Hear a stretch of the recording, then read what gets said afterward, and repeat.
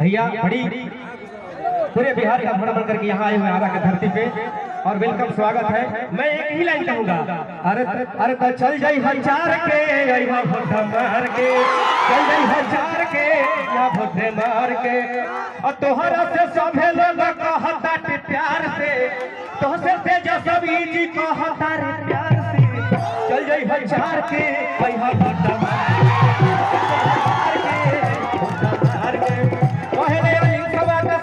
से प्यार से, पहले अनिल भैया सबका से प्यार से। और वोट मानना किनको है? मुखिया वार्ड समिति जिला परिषद जी को। तो आप लोग वोट दिए हैं और आप लोग आए भी हैं। तमाम मुखिया जिला परिषद समिति लोग का वेलकम स्वागत है। पर हाथ उठा के तो चल जाई हजार के,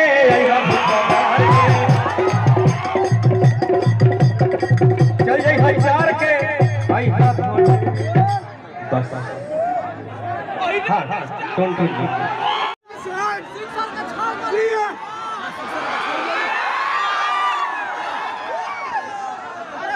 तमाम जितने भी हमारे आरजेडी के कार्यकर्ता और हमारे नेतागण लोग उपस्थित है, सबको तहे दिल से प्रणाम।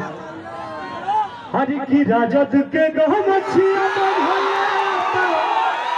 ना हो सार आयो, हरि की राजद के गहमछिया तना हो सार हो,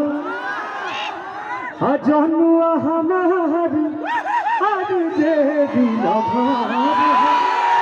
हर की जनुआ हमार हर देवी